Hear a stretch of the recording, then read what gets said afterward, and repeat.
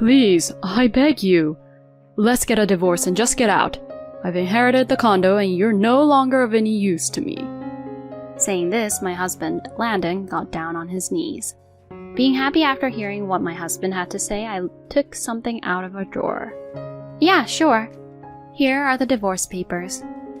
I left immediately, just as my husband wanted. My name is Allie. I am a 34-year-old office worker.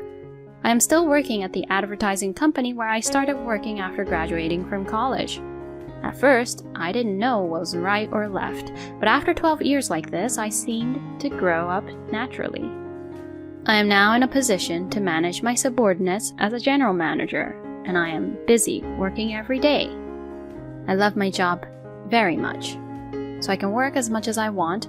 Before I knew it, I was neglecting my private life. It's about time for you to stop being a workaholic. You can't continue to be a workaholic. A good friend of mine, Amy, said to me, "It's career women like you, Allie, who are declining birth rates in this country, you know." I thought it was fine to be single for the rest of my life.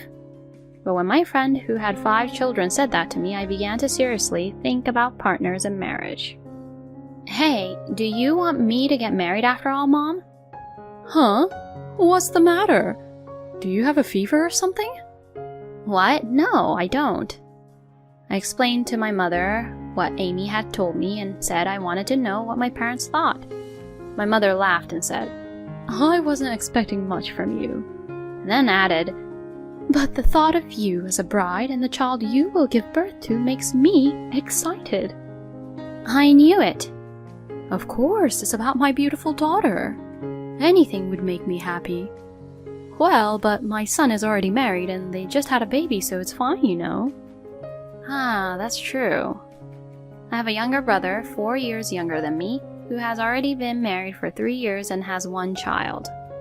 He and his wife work together, so their income is very stable and they have a happy family. Looking at my brother's family, I certainly think marriage is a good idea. But I have completely forgotten how to meet people.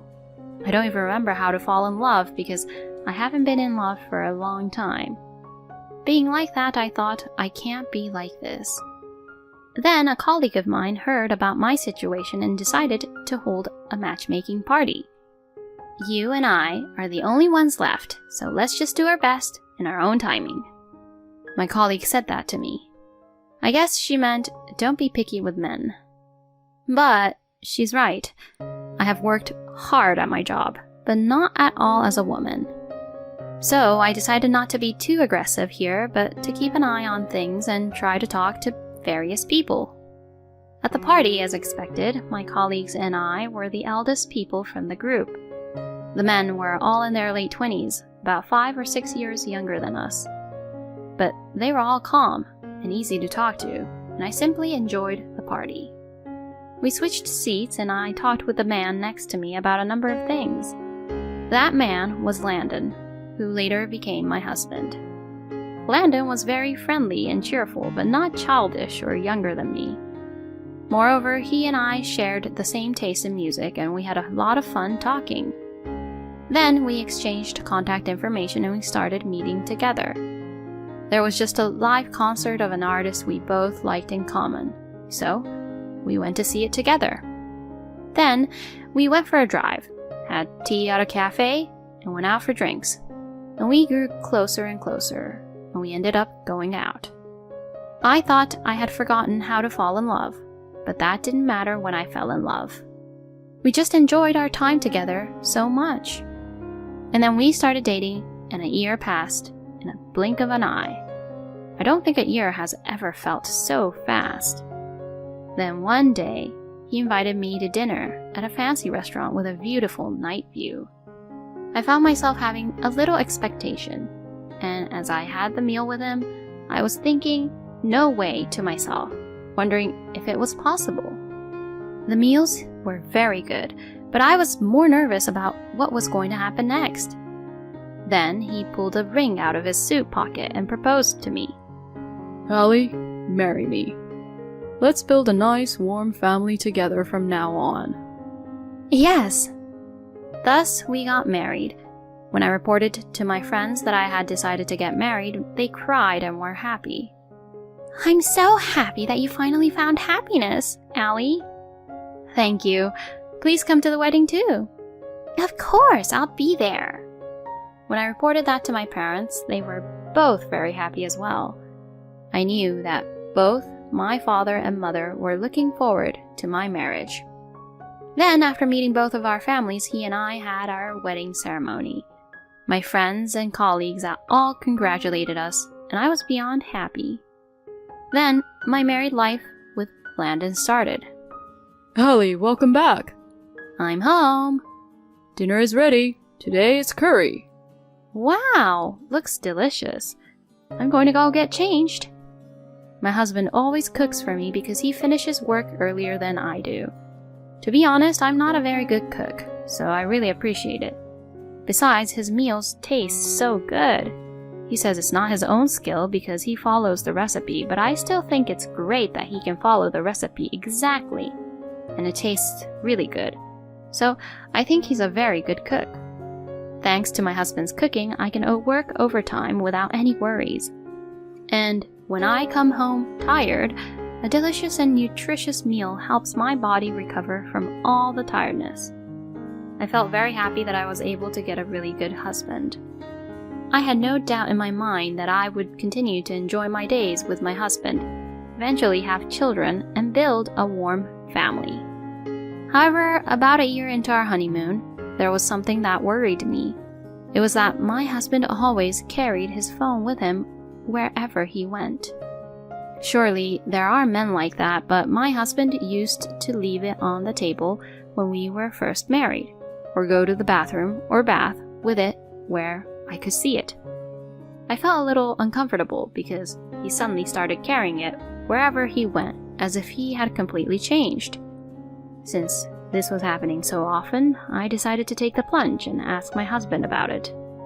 "You've been clutching your phone all the time lately, but you didn't used to do that, did you?" What? My husband was upset to hear me say that. Then, after his eyes swam a little, he said, So that I can respond immediately when I get a work call or something. Something was very suspicious about him. I thought so, but I still wanted to believe my husband. I thought to myself, let's not pry too much into his life, and let's not suspect anything. So I decided not to say anything else for the time being. However, the more I tried to believe him, the more suspicious things became more and more obvious. My husband often went to a store late at night. I'm going to go by the store right now. Why? I'm craving something sweets, actually. I thought I'd pick up some sweets. I'll get one for you too, Allie. Thanks. At first, I thought he simply wanted something sweet. But even for that, he often goes to the store frequently. And since it takes only 5 minutes to get to the store, which is really close by, even if he gets a little lost in the store, he should be able to return home in about 15 to 20 minutes. But when my husband went to the store, he always didn't return for about 40 to 50 minutes. And if he wanted something so sweet all the time, I once bought him something sweet at a pastry store on my way home from work. But my husband did not look very happy, and with a wry smile on his face, he said, "Thank you."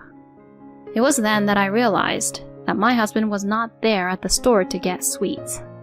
So what on earth was he doing there? I was very curious, but I did not know how to ask him. And furthermore, my husband started going out drinking a lot on weekends. He used to come home on time and cook dinner for the two of us, but recently he had been out drinking with people from work and didn't come home until late at night or until dawn. If he was really busy with work and had to drink as part of his job, I would try to be understanding, but that is not the way I see my husband. Rather, he always seems to be looking forward to the drinks, which really had nothing to do with work. In this way, the number of points that seemed suspicious kept increasing, and I was concerned. Could my husband be having an affair? I couldn't help but keep these thoughts in my mind. I wanted to believe that it was not true. At that time, I was still in love with my husband, but he was still acting suspiciously. He kept his phone close to him, went to the store every night, and went out drinking on the weekends. I was very distressed because I was getting bothered. While I was having such a hard time, I received a call from my friend, Amy. "Hey Allie, you're not divorced, right?" "What? What are you saying all of a sudden?" I was surprised to be asked such a question out of the blue. And my friend said, "Your husband came to the real estate agency where I work." "What? To the real estate agency?" My husband has never talked about moving or building a house. Why would my husband go to such a place? As I was thinking this, my friend, looking a little uncomfortable, says, "Actually," and began to talk. To my surprise, she told me that my husband had visited the real estate agency with a woman whom I've never seen before. I had never spoken to Landon directly, so I don't think he was aware of me. But I was at your wedding, so I knew what he looked like. And besides, I recognized the same person because he wrote his name down. So it was definitely your husband, Allie. No way. I felt as if I had been hit on the head with something. My husband, in other words, was having an affair. I had no solid proof, but I guessed that was the case. My husband's suspicious behavior until now became clear to me. I felt like I had connected the dots. I didn't want to think that, but I knew it was what I had expected. I was in shock, but I also felt somewhat blown away. To my own surprise, I felt my love for my husband disappear, bit by bit. Then I decided to request an investigation by an investigation agency in order to obtain solid evidence. I could no longer be kind to my husband. He would talk to me in a natural way, but I would get annoyed because the affair would flicker in my mind. So I often acted coldly, and my husband was troubled. "Oh, what's wrong? Are you in bad mood?" "It's nothing." "Oh, I see." My husband would look awkward and quietly go into his room and not come out for a while. Then my husband says that from this month, he has been going on more and more business trips, and he is away from home for 2 or 3 days every week. But I know the truth. I know that my husband only goes to his lover's house. I found this out from the results of the investigation from the agency that I received later on. Around the time I received the results of the investigation, I was ready for things to be done, so I started preparing for divorce. But then something unexpected happened. My father-in-law passed away. My parents-in-law had treated me very well, and I wanted to attend his funeral. If I divorce first, I will not be able to go to the funeral. So I decided not to file for divorce at once and wait until after the funeral. After attending the funeral and seeing my father-in-law off well, I finally decided to say goodbye to my husband. But my husband said goodbye to me before I did. "Allie, I know this is selfish, but I want a divorce." "What?" I was surprised that my husband was the one to initiate the divorce. Since the affair seemed to have been going on for a long time, I thought they were just playing around without wanting to get any divorce. Why? "Well, that's..." My husband was at a loss for words. He didn't think I would ask him why. I think that's stupid of him, but that's the way my husband is. It's really bad when he doesn't think things through. Well, I guess that's why he is having an affair. My husband couldn't think of a suitable reason, so he said something like this. "Oh, you know, I just wanted to be with a wealthy person. I thought I could have a good time with you if I was with the general manager of a major company. But things have turned out differently than I expected, due to some personal differences. Please, I beg you, let's get a divorce and just get out. I've inherited the condo, and you're no longer of any use to me." Saying this, my husband Landon got down on his knees. Apparently, when my father-in-law passed away, he inherited the apartment that belonged to him. So he told me that I was no longer of any use to him. I guess he is a selfish person to no end. But thank God he cut me out of his life because I was originally going to divorce him. Being happy with what I heard, I pulled something out of the drawer.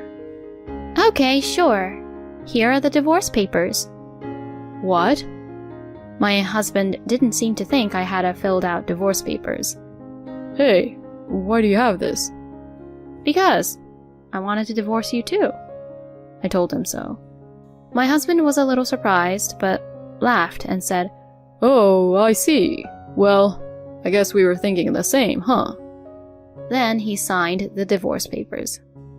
This condo will be mine, so, well, I hope you have a good life. That's what my husband would say to me. I left immediately, just as my husband wanted. But that wasn't the end of my revenge. I had already rented a new room, so I could move right out.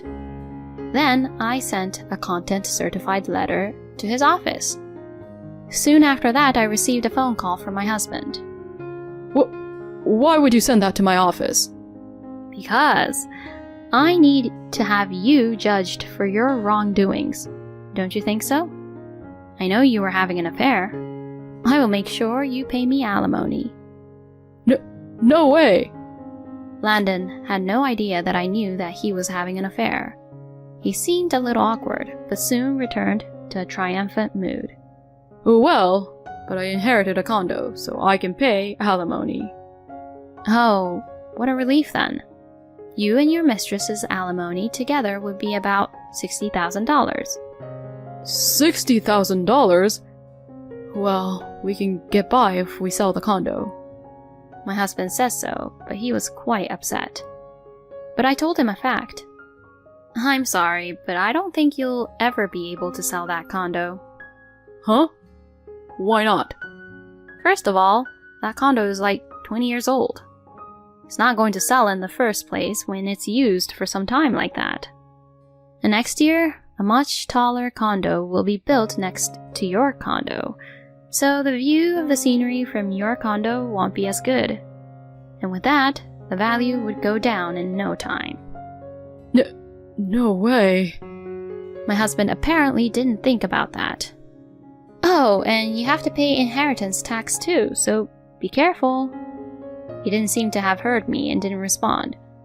I decided I had enough and hung up the phone. Then, through my lawyer, I filed a claim for alimony against my husband and his mistress. Incidentally, as I had predicted, the condo that my husband had inherited could not be sold, and they seemed to be in a lot of trouble. They had no choice but to start living in the condo, but the condo is old-fashioned, and the high floors make it inconvenient and difficult to live in, and the high maintenance costs make life difficult living there. But even if they wanted to let it go, they could only sell it at a low price, so they are unable to take the plunge. When I heard this story from a mutual friend, I thought to myself, suck it up. Meanwhile, I am living comfortably by myself in a newly rented apartment. Since I don't need to be in love for a while, I'm going to continue to devote myself to my work and try to be filial in other ways, such as giving my parents trips as gifts. Thank you for watching to the end. Please subscribe to our channel. See you in the next video.